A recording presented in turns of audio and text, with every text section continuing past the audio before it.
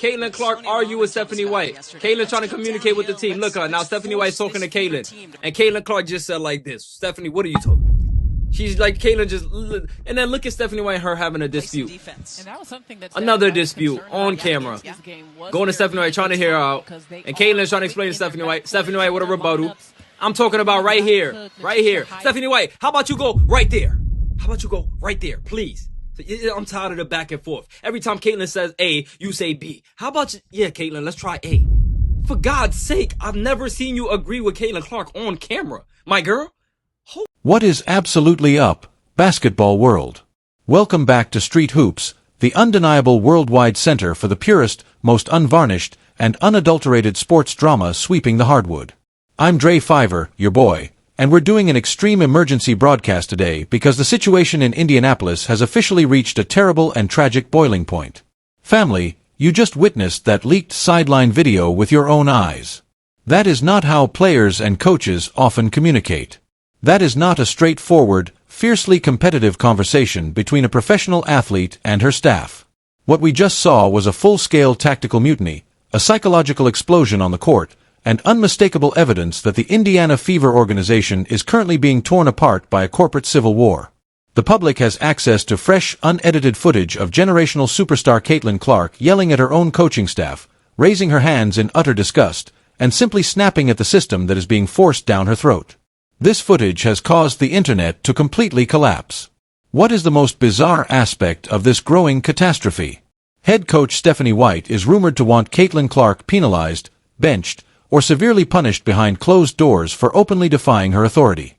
The corporate honeymoon phase ended in a huge, high-octane cloud of smoke rather than simply coming to an end, family. Stephanie White is now fully on the organizational chopping block as the defenders who spent the last few weeks advising us to simply trust the process and be patient have completely tucked their tails and fled into deep cover. Your boy Dre Fiver is here to reveal all of this operational sabotage because if something sounds like a duck, looks like a duck, and walks like a duck, it is an utter duck. The streets are officially done remaining silent about the greatest offensive weapon this league has ever seen, and Stephanie White is doing all within her strategic power to limit, undermine, and aggressively repress it. Recent media accounts on the post-game press conferences state that Stephanie White did everything in her power to present a picture of cool, collected corporate authority while sitting behind that microphone. A reporter approached the microphone and asked a direct question about the team's defensive performance and whether KK, the injured player, had received any medical updates. Before beginning a traditional hyper-generalized coaching speech about liking times, enjoying the activity level in brief moments, and seeing better help side rotations, Stephanie White leaned into the microphone with his utterly detached, cold energy and muttered that she didn't have an update on KK. She talked about putting one foot in front of the other, improving by 1% every day, and working as a team to keep 5 people motivated. However, I couldn't help but get a profound, frightening sense of skepticism as I sat there and watched this entire display. This is the same coach who, only a few games ago, flatly refused to give Caitlin Clark the flowers she deserves. Following an unprecedented, superhuman masterclass against the Washington Mystics in the fourth quarter. If you recall that utter disaster, Stephanie White stood at the platform and credited the entire rally to the group as a whole after Caitlin single-handedly pulled his team back into competition by making 5 different, hotly fought 3-pointers from the logo. It is a persistent, obvious tendency of minimization on both a personal and professional level. White will extol the virtues of other seasoned players on this team when they have a productive scoring night, calling them leaders who put the team on their backs.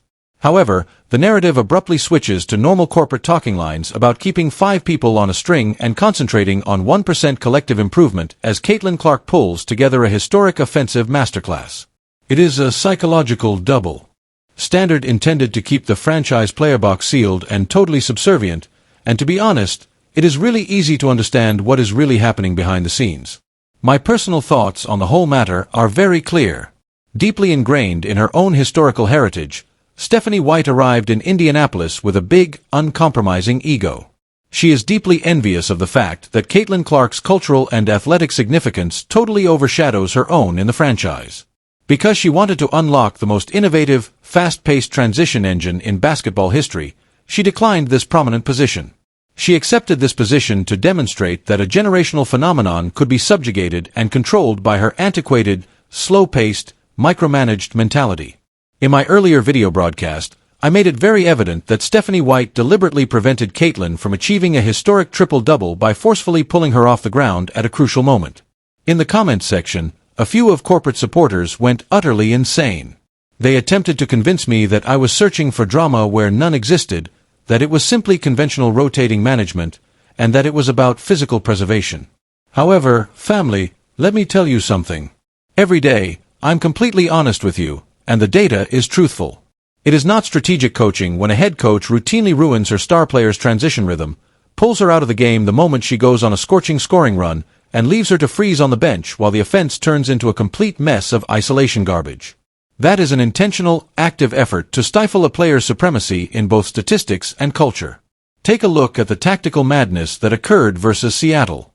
Granted, the squad brought down 38 rebounds overall, which sounds fantastic on paper, and the coaching staff was able to address some of the serious defensive flaws that have dogged this club throughout the season.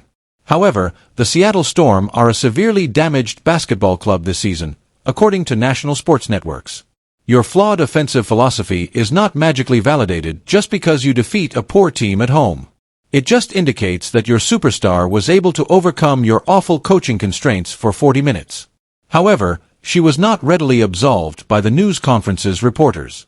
The fact that the coaching staff has drastically changed the team's rotation in every game of the season thus far was pointed out by a reporter who asked her directly about adding Lexi to the starting lineup.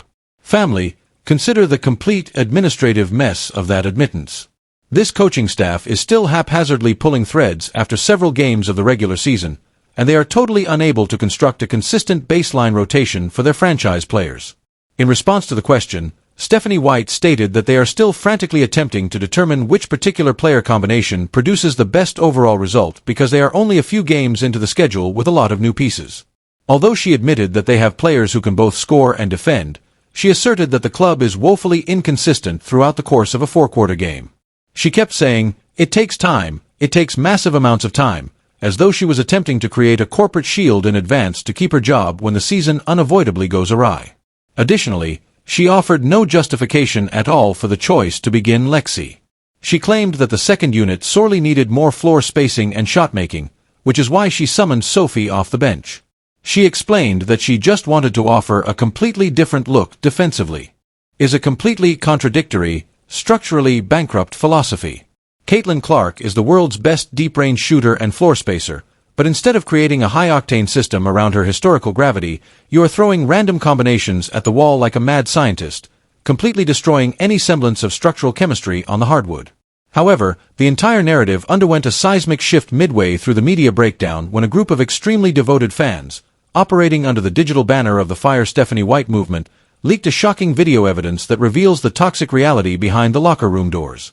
The video swiftly became viral on social media sites like wildfire, accompanied by annotated messages demanding that management dismiss every employee right away. Because Caitlin Clark's decision to run the offense during the first half of play infuriated Stephanie White. The corporate coaching narrative utterly collapses when you examine the real numbers from that first half. The Indiana Fever were an incredible +11 on the court during the first half when Caitlin Clark was given the freedom to play quick, instinctual, unrestrained basketball, according to the official box score data. The squad was entirely flatlined and tied in the second half when the coaching staff violently cracked down, took control of the micromanagement, and had her decrease the tempo to a grinding standstill. During a timeout, Caitlin Clark can be seen in the video fully losing it on the coaching staff, staring them in the eye, and refusing to back down from their corporate bullying. She appears to be absolutely bored up with an antiquated, micromanaged system that treats a contemporary, transition-heavy offensive maestro like an immobile half-court chess piece, and she is completely done with their tactical bullshit. This coaching staff is essentially unfit to mentor a basketball player in the present era. Caitlin Clark is finally getting up, showing off her celebrity muscles, and declaring, "Enough is enough," while they are operating professional concepts that belong in a historical archive. The response from the online community was instantaneous, emotional, and utterly polarizing, with several fan-base sections actively squabbling in the comments area. Fearing that the video would build a negative media narrative around Caitlin, portraying her as an aggressive diva or uncoachable, a section of conservative traditionalist supporters quickly started to panic and left frantic comments pleading for the clip to be fully removed. However, your boy Dre Fiver is here to inform you that it is a grave mistake to conceal the facts. Because it captures the precise moment Caitlin Clark made the decision to recover her authority, that video should never be removed from the public domain. She is an expert at basketball. She has relied on her superior visual processing, her generational passing instincts, and her infinite shooting range to dominate the hardwood for her whole life. When she witnesses an inept coaching staff aggressively undermining her team's competitive ceiling, she has a structural right to speak up. The complete story of this franchise civil war is revealed in the online comments. In an extremely popular post, a well-known fan asked to be unfollowed right away, claiming that if you support Stephanie White's strategies, you are essentially not a true follower of Caitlin Clark. It has become abundantly clear that Stephanie White only accepted the head coaching position in Indianapolis due to her personal history with the organization and her desire to relive her former glory days rather than having a genuine, authentic desire to unlock and coach Caitlin Clark. This is an absolute tragedy of conflicting interests, and the player is the one paying the ultimate price on the floor. Let's talk about the actual basketball mechanics of this ideological warfare, because this is where things get truly sickening. Numerous independent basketball observers have stated on social media that Stephanie White is actively punishing Caitlin Clark for not adhering to a 1990s-era pass-the-ball in a circle offense. Family, consider how utterly crazy that is. By weaponizing high-screen pick-and-roll moves from 40 feet away and producing enormous gravity that opens up the entire paint for cutting guards and rolling bigs, this athlete completely transformed the game of women's basketball. It was this fast-paced, transition-heavy style that filled arenas all around the nation, shattered all previous records for television viewership, and instantly transformed this property into a financial powerhouse. Stephanie White, however, wants to compel her to adopt a rigorous, slow-paced motion system in which the shot clock keeps counting down to zero while the ball passively travels from side to side along the perimeter. It is a low-possession, antiquated style that was created for an entirely other age of physical basketball. The cameras show Stephanie White on the sidelines clearly grimacing, crossing her arms, and shaking her head in deep disgust when Caitlin pushes the pace out of instinct, makes an early shot clock transition three, or makes a high-risk, high-reward full-court bullet pass. It is a deliberate attempt to shatter her heart, take away her love of basketball, and make her adopt a corporate persona that totally undermines her biggest competitive advantages. It is the basketball equivalent of purchasing a cutting-edge supersonic aeroplane and making the pilot fly it only on highways. A reporter specifically attempted to refocus the discussion on Caitlin's individual brilliance as the post-game press conference went on, pointing out that this particular matchup appeared to be the most comprehensive, well-balanced game we had seen from her in almost 10 months since her return to competition. The reporter questioned White what particular aspect of Caitlin's game appeared to be the furthest ahead in her physical rehabilitation process after pointing out that she only needed a few three-pointers on 5 total shots while still leading the team in several advanced statistical categories. Stephanie White leaned forward and decided to limit her entire performance to physical athletic qualities rather than complementing her exceptional court vision, her remarkable basketball IQ, or her ability to manage the entire game layout with low shot volume. White repeated the word burst several times to emphasize her belief that Caitlin's outburst was the main contributing reason.